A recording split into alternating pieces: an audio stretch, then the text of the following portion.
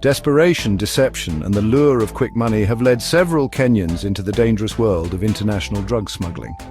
From a woman caught smuggling cocaine in shoe heels to another facing execution in Vietnam, their stories highlight the grim consequences of the trade. As authorities intensify crackdowns, families are left grappling with heartbreak and the irreversible toll of crime. Attempting to smuggle illegal substances across borders remains one of the most dangerous endeavors one can undertake. However, desperation and financial instability often push individuals into the trade, closing their eyes to the dire consequences. Authorities continue to issue warnings against smuggling, emphasizing that no amount of money is worth a prison sentence or, in some cases, a death penalty. Case 1, Grace Akini, also known as Saga Makadongo, has lived a life of both crime and redemption. Once a lecturer at Kenya Polytechnic, Akini was arrested in 2002 after being found in possession of 150 grams of heroin. Akini disclosed that she fell into crime after her husband's infidelity left her financially vulnerable. A so-called friend introduced her to the drug business, promising easy money, a decision she deeply regrets as she was sentenced to 7 years in prison. Today she has turned over a new leaf and dedicates her time to warning young women about the dangers of getting involved in the illicit trade. Case 2, Margaret Anduta Makaria was sentenced to death in Vietnam after being convicted of carrying illegal substances. She was arrested in July 2023 while in transit to Laos with over 2 kilograms of cocaine. In her defense, Anduta shared that she was sent by a man named John to deliver a package but was not aware it contained drugs. Family members and Kenyan citizens have been pleading for government intervention, but the deadline for an appeal ran out, leaving her at the mercy of Vietnamese authorities. Case 3, Kenyan woman caught with Ksh 281 million haul. On Thursday, December 28, 2023, Indian authorities detained a Kenyan national for allegedly smuggling cocaine. The woman, who had flown from Nairobi, was detected to have the substance upon landing at Chhatrapati Shivaji Maharaj International Airport, Mumbai. According to the customs officials, the substance was valued at 14.90 crore rupees, which is the equivalent to KSH 281 million. Case 4, Ivy Mugur. A 26-year-old Kenyan woman was arrested on January 9, 2018 by anti-narcotics agents in Ghana while smuggling cocaine valued at KSH 9 million. The Standard reports that Ivy Mugur Daniel was arrested at the Kotoka International Airport while undergoing arrival formalities. Case 5, Mary Njeri. A Kenyan woman is currently detained in Ghana for reportedly attempting to smuggle over 11 kilograms of what is believed to be cocaine worth KAH 41 million. Customs officials at the Kotoka International Airport, KIA, arrested the 35-year-old woman identified as Mary Njeri in Accra on April 15, 2023.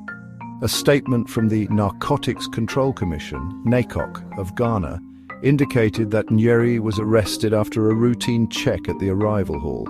She had disembarked from a South African Airways flight from Nairobi to Accra via Johannesburg. Margaret Nduta's ordeal began in July 2023 when she was approached by a man identified only as John. Like many young Kenyans struggling to find work, Nduta was desperate for employment. John offered her what seemed like a straightforward job: transport a suitcase to Laos and return with unspecified goods. For this task, she was promised a payment of $1,300, approximately 168,000 Kenyan shillings, with her travel expenses fully covered. The balance of 133,000 Kenyan shillings was to be paid upon the safe delivery of the package. Unbeknownst to Nduta, this seemingly simple job would lead to her arrest, conviction, and ultimately a death sentence. Her journey took her through multiple countries, including Kenya, Ethiopia, and Qatar, before she arrived in Vietnam. At each stop, she passed through major international airports: Jomo Kenyatta International Airport in Nairobi, Bole International Airport in Ethiopia, and Hamad International Airport in Qatar, without raising any suspicions. Nduta's troubles began when she arrived at Tan Son Nhat International Airport in Ho Chi Minh City on July 14, 2023. Due to a late arrival, airport staff assisted her with immigration procedures and helped her book a flight to Laos. However, during the process, customs officials discovered over 2 kilograms of cocaine concealed in her suitcase. In her defense, Nduta claimed she was unaware that the suitcase contained drugs. She insisted that she had been tricked by John, who had hired her to transport what she believed to be legal goods. However, Vietnamese prosecutors argued that her ignorance was no excuse. They maintained that she was fully responsible for the illegal substances she was carrying, regardless of whether she knew about them. On March 6, 2025, after a lengthy trial, the court found Nduta guilty of drug trafficking and sentenced her to death. Her appeal, filed on March 12, was swiftly rejected, leaving her with no legal recourse. According to Vietnamese law, drug trafficking is a capital offense, and the country has some of the strictest anti-drug laws in the world. Nduta's execution, scheduled for 8 p.m. on March 16, 2025, will be carried out by lethal injection, a method known locally as Kunyongwa. Nduta's family was unaware of her situation until recently. Her mother, who has been frantically seeking help to visit her daughter, described the ordeal as a nightmare. "I never imagined my daughter would end up in such a situation," she said. "She was just looking for a job to support her family. Now she's facing execution in a foreign country, and there's nothing I can do to save her." Nduta's mother revealed that her daughter had initially sought the assistance of an employment agent in Nairobi in 2024, hoping to secure a job in the Middle East. Like many young Kenyans, Nduta was drawn to the promise of better opportunities abroad. However, her journey took a tragic turn when she met a man in Ethiopia who gave her a bag to transport. Trusting her travel companion, Nduta did not check the bag's contents, which later turned out to contain cocaine. Nduta's case highlights the broader issue of vulnerable job seekers being exploited by international crime rings. Many young people in Kenya and other developing countries are lured by the promise of lucrative jobs abroad, only to find themselves trapped in human trafficking or drug smuggling schemes. Desperation for employment often blinds them to the risks, making them easy targets for criminals. According to human rights organizations, cases like Nduta's are not uncommon. Drug traffickers often prey on vulnerable individuals, particularly women, who are promised jobs or financial rewards in exchange for transporting illegal substances. These individuals are often unaware of the contents of the packages they are carrying, yet they face severe penalties if caught. Employment agents play a significant role in facilitating these schemes. While some agents are legitimate, others operate as fronts for criminal organizations. They exploit the desperation of job seekers, offering them opportunities that seem too good to be true.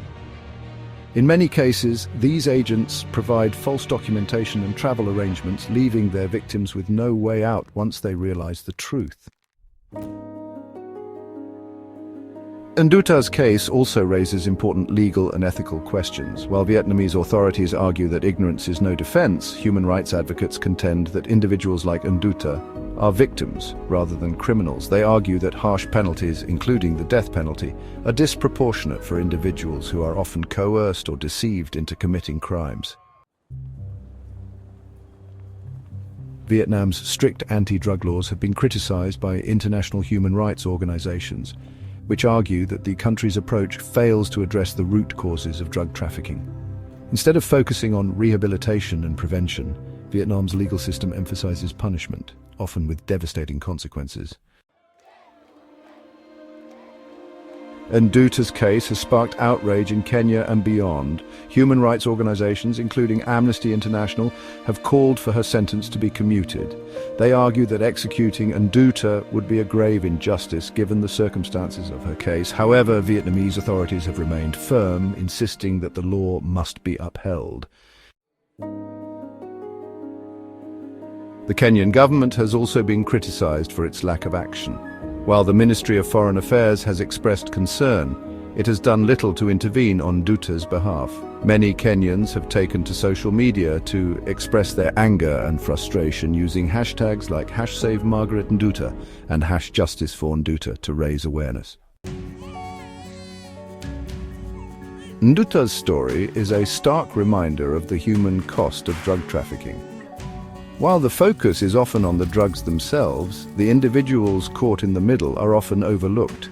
Many like Nduta are not hardened criminals, but ordinary people who made a desperate choice in the hope of a better life.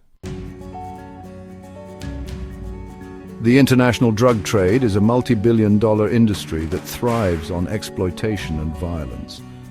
Those at the bottom of the chain, like Nduta, bear the brunt of the consequences, while the masterminds behind these operations often remain untouched.